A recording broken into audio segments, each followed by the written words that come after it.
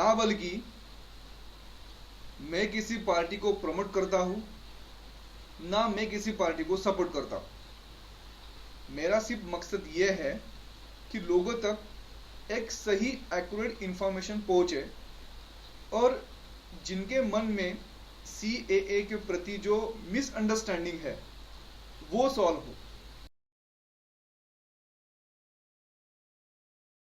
तो हमारे गवर्नमेंट का एक नारा है, हम सबको पता है, हम दो हमारे दो। सही सुना आपने, हम दो हमारे दो। ये हमारे गवर्नमेंट का नारा है। इसका मकसद सिर्फ यही है, जो पहले जमाने में एक एक फैमिली में 8-8 7-7 बच्चे हुआ करते थे, या फिर डायरेक्टली इनडायरेक्टली कह लीजिए जो ह्यूमन पॉपुलेशन इनकी वजह से जो बढ़ रही थी उनको कंट्रोल करना, यानी हम दो हमारे दो। ठीक, अभी सीएए तो इम्प्लीमेंट हो गया, लोग तो आ रहे हैं। तो जो लोग आ रहे हैं अदर कंट्री से हमारे इंडिया में रहने के लिए, तो इनसे इंडिया को क्या फायदा होगा? आप थोड़ा सा सोच के देखिए। जो लोग आ रहे हैं बाहर से, अदर कंट्रीज से, नॉन मुस्लिम्स, ठीक है ना, नॉन मुस्लिम्स, ये वर्ड याद रखना। इनसे हमारे इंडिया को क्या फायदा है? या फिर जो लोग बाहर से आ रहे हैं उन कथाकथित लोगों को क्या फायदा है? तो उनका सिर्फ जो आइडियोलॉजी है, कथाकथित लोगों की आइडियोलॉजी है, जब नॉन मुस्लिम लोग अलग अलग कंट्री से हमारे इंडिया में आएंगे तो हमारा जो रिलीजन है, हमारी जो पॉपुलेशन है रिलीजन की, वो सडनली ग्रो हो जाएगी। यही उनका सिर्फ मकसद है। उनका सिर्फ मकसद यही है कि हमारे रिलीजन की, हमारे धर्म की पॉपुलेशन बढ़े। कोई भी गवर्नमेंट ये नहीं चाहता, ये नहीं कह सकता किसी भी रिलीजन को, अगर आपकी धर्म की, आपकी रिलीजन की अगर पॉपुलेशन बढ़ानी है तो आप 8-8 9-9 बच्चे करो। तो ये एक इनडायरेक्ट वे है, आप समझिए मेरी बात को, ये है इनडायरेक्ट वे है to increase the population, increase the religion population. आप जरा सोचिए मेरी बात को, मैं क्या कह रहा हूं। कोई भी गवर्नमेंट, स्टेट गवर्नमेंट हो, सेंट्रल गवर्नमेंट हो, किसी भी एक पर्टिकुलर रिलीजन को नहीं कह सकता कि आपका जो धर्म है, आपकी जो धर्म की जो पॉपुलेशन है वो कम हो रही है, आप अपनी पॉपुलेशन बढ़ाने के लिए 4-4 5-5 बच्चे पैदा करो। ऐसा कोई भी स्टेट या फिर सेंट्रल गवर्नमेंट नहीं बता सकता। तो it is a indirect way to increase the religion population in the India. Trust me, it's happen. ये हो रहा है और आगे तो बहुत ज्यादा होगा। तो ये है सीएए का मकसद। ट्रस्ट मी, यही है मकसद सीएए का या फिर सीएबी का, कि हमारे जो कथाकथित लोग हैं जिनको ऐसा लगता है कि हमारा धर्म पे कोई डोमिनेट ना हो, कोई हावी ना हो, इसके लिए हम हमारे रिलीजन की पॉपुलेशन बढ़ाएंगे ताकि हमें कोई डोमिनेट ना करे। ठीक, तो ये था सीएए का मोटो या फिर मकसद। ठीक, अभी ये जब लोग आएंगे इंडिया में, तब इंडिया में एक्चुअल में प्रॉब्लम्स क्या होंगी, ये हम आज स्टेप बाय स्टेप डिस्कस करेंगे। जानकारों का ये कहना है कि करीब करीब 3 से 5 करोड़ नॉन मुस्लिम्स हमारे इंडिया में आने वाले हैं। कितने? 3 से 5 करोड़ वो नॉन मुस्लिम आने वाले हैं जिनके ऊपर उनके देश में अन्याय अत्याचार होता था। आप मेरे एक एक पॉइंट को समझिए, प्लीज समझिए, ठीक है। वो लोग आने वाले हैं जिनके पास यहां पे, यानी कि हमारे इंडिया में रहने के लिए ना जमीन होगी, ना कपड़ा होगा, ना मकान होगा, ना उनके पास कुछ पैसे होंगे, यानी कि वो खाली हाथ आने वाले हैं। हमारी गवर्नमेंट कह रही है जो भी नॉन मुस्लिम्स रिलीजन है अलग अलग कंट्री में, वहां पे उन पे अन्याय अत्याचार हो रहा है, इसके लिए हम ये एक डिसीजन लेते हैं ताकि वो इंडिया में आके शांति से रह सके।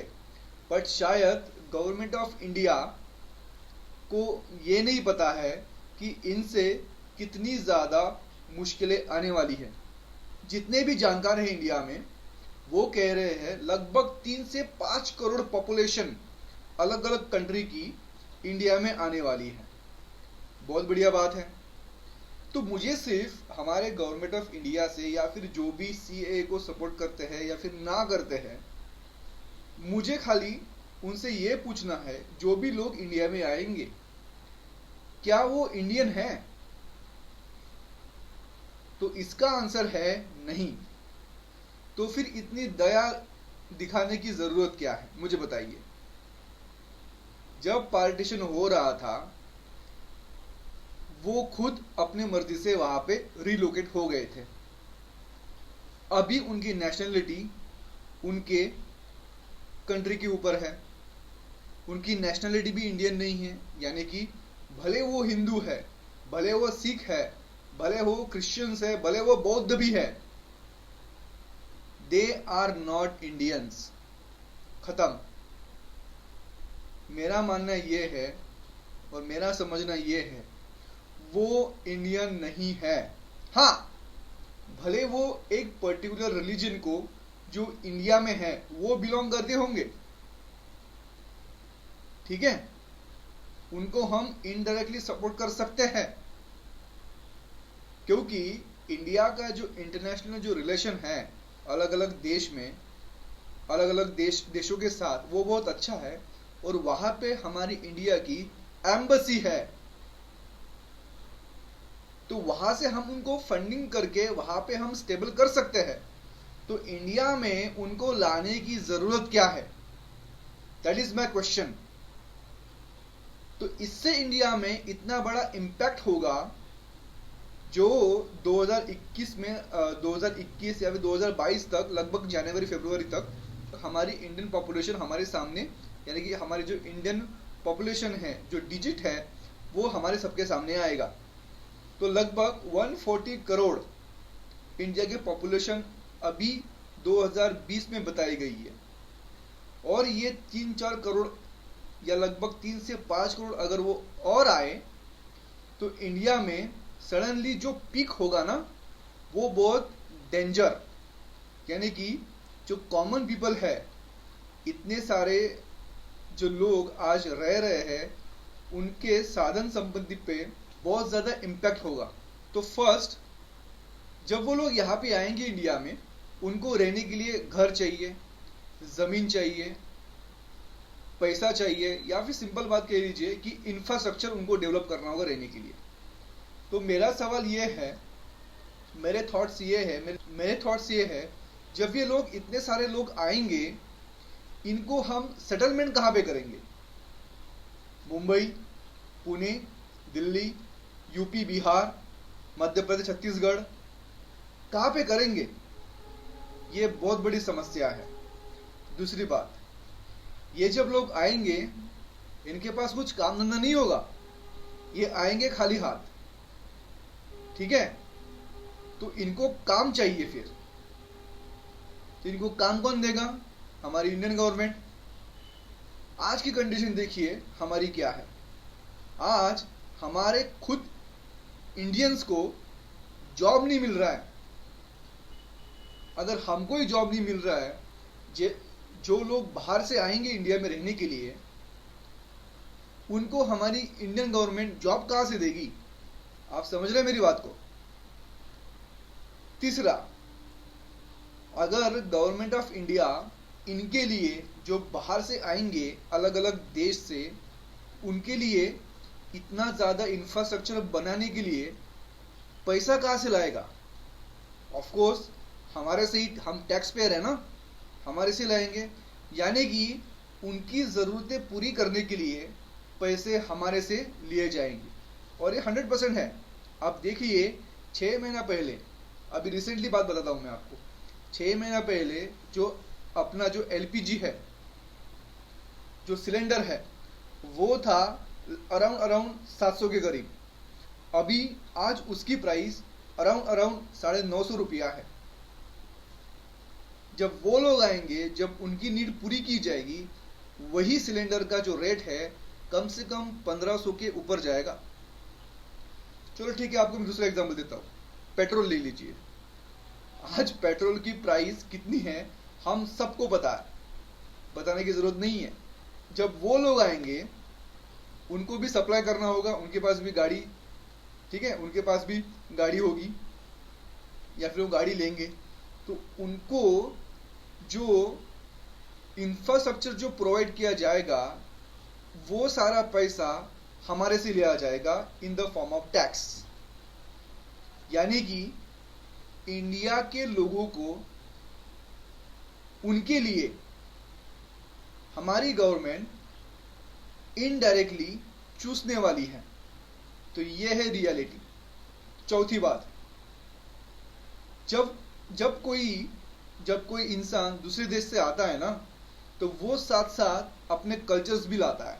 अभी मान लीजिए, मैं आपको एग्जांपल देता हूँ। जो एक बांग्लादेश का हिंदू है, मान लीजिए यूपी बिहार में रहने लगा, ठीक है। यूपी बिहार में रहने के बाद अगर मान लो कि वहाँ के एक लोगों के साथ मान लो उसका झगड़ा हो गया, और जो बंगाल से आया है पर्टिकुलर धर्म का, नॉन मुस्लिम, सिंपल बात, अगर उसने जो एक्चुअल जो इंडियन है उसके बेटी को या फिर उसके बहन को या फिर उसके भाई को मार दिया, तो फिर हमारे लोग जस्टिस कहां पे करेंगे? जस्टिस के लिए कहां पे जाएंगे? अब समझ रहे हैं ना मेरी बात? बाहर से जब लोग आते हैं ना, तो अपने साथ साथ कल्चर्स भी लाते हैं अपना, भले वो हिंदू हो, सिख हो, जो भी XYZ जो भी हो। जब वो लोग इंडिया में आके अपना कल्चर, फेस्टिवल, त्योहार मनाएंगे ना, क्या हमको वो अच्छा लगेगा? अगर गवर्नमेंट ऑफ इंडिया के पास इतना सारा पैसा है उनको सेटलमेंट करवाने के लिए, हाँ, उनको सेटलमेंट करवाने के लिए गवर्नमेंट ऑफ इंडिया के पास मान लो इतना पैसा है, तो गवर्नमेंट जो एक्चुअल में जो इंडियन है उनके ऊपर वो स्पेंड क्यों नहीं करते? आज इंडिया की रास्ते की हालत ऐसी है कि खड्डे में रास्ता है या फिर रास्ते में खड्डा है, ये पता नहीं चलता। आज इंडिया में किसी की भी घर में 24/7 बिजली नहीं आती। आप खुद का एग्जाम्पल देख लीजिए, क्या आपके घर में 24/7 यानी 24 घंटा लाइट आती है, बिजली आती है? नहीं आती। अगर गवर्नमेंट के पास इतना पैसा है उन लोगों को सेटलमेंट करवाने के लिए हमारे इंडिया में, तो वो पैसे से हमारा टैक्स क्यों नहीं कम करते? इंडिया में जो डेली यूजेस है, यानी कि पेट्रोल हो गया, देन सिलेंडर हो गया, देन ट्रेन की टिकट्स हो गई, एरोप्लेन की टिकट्स हो गई, इनमें इनके जो रेट है वो कम क्यों नहीं करते? हमारी प्रॉपर्टी की इतने जो रेट है वो कम क्यों नहीं करवाते? तो ये इतनी सारी समस्या हमारे इंडियन, जो एक्चुअल में जो इंडियन है, उनपे आने वाली है, क्योंकि उनकी सारी जरूरतें पूरे करने के लिए गवर्नमेंट ऑफ इंडिया हमसे ही पैसा लेने वाली है in the form of tax. पांचवी बात जो कि बहुत ही इंपॉर्टेंट है, जो भी कथाकथित लोग, जैसे कि मैंने पहले कहा, कथाकथित लोग जो मानते हैं कि नॉन मुस्लिम्स लोग आने से उनका जो रिलीजन है, उनकी पॉपुलेशन बढ़ने वाली है, सही बात है, ओके फाइन, नो प्रॉब्लम। पर सबसे ज्यादा प्रॉब्लम उन्हीं लोगों को होने वाली है, क्योंकि कितनी गारंटी है कि जो बाहर से जो लोग आएंगे हमारे इंडिया में रहने के लिए, वो लोग हमारे इंडियन के साथ अच्छा रहेंगे, झगड़ा नहीं करेंगे? थोड़ा सा सोचिए, हटके सोचिए जरा सा। क्या गारंटी है कि वो यहां आने के बाद हमारे देश के साथ एक निष्ठ रहेंगे? क्या गारंटी है कि वो लोग यहां आने के बाद जासूसी नहीं करेंगे?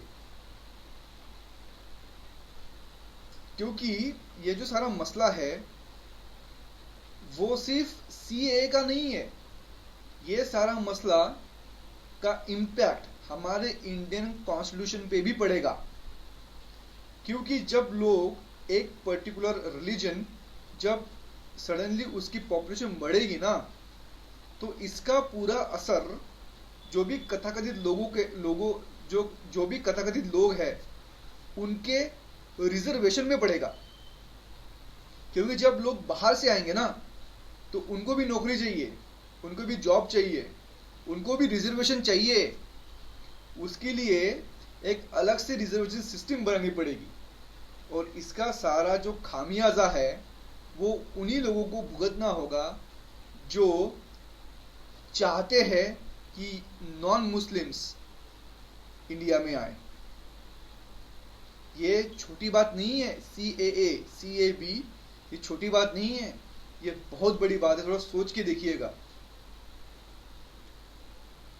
नेक्स्ट वीडियो में हम देखेंगे, मैं अभी आपको कहना चाहता हूँ, ये जो लोग हैं ये जो लोग हैं, जो नॉन मुस्लिम्स लोग हैं जो इंडिया में आने वाले हैं या फिर आ रहे हैं, इनका इम्पैक्ट हमारे इंडियन रिजर्वेशन पे कैसे होगा वो हम बाद में देखेंगे। वो थोड़ा बहुत डिटेल टॉपिक है, वो हम बाद में देखेंगे।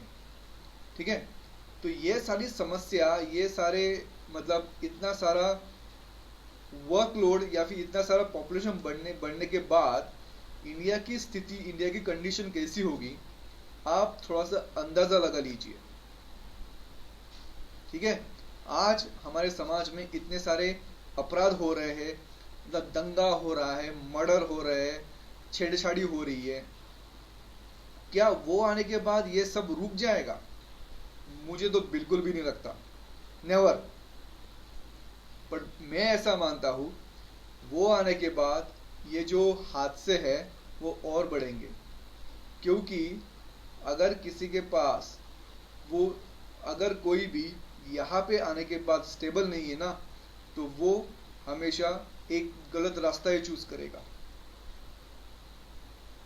समझ में आ रहा है? अगर मुझे किसी ने पूछा क्या CAA देश के लिए, हमारे इंडियंस के लिए, हमारी सोसाइटी के लिए अच्छा है, तो मेरा एक जेन्युइन जवाब होगा उनको, नहीं। फिलहाल के लिए इंडिया की सिचुएशन, इंडिया की कंडीशन ऐसी नहीं है कि वो किसी को भी एक्वायर कर सके, किसी को भी यहाँ पे स्टेबल कर सके। क्योंकि आज की कंडीशन ये है इंडिया के 10 में से 6 लोग आज घर पे हैं, उनकी इकोनॉमिक कंडीशन अच्छी नहीं है। पहले इंडियन गवर्नमेंट को हमारे इंडियंस के बारे में सोचना चाहिए, ना बल्कि उनके बारे में। ये मेरा जेन्युइन पॉइंट है। तो मिलते हैं नेक्स्ट वीडियो में। Thank you so much.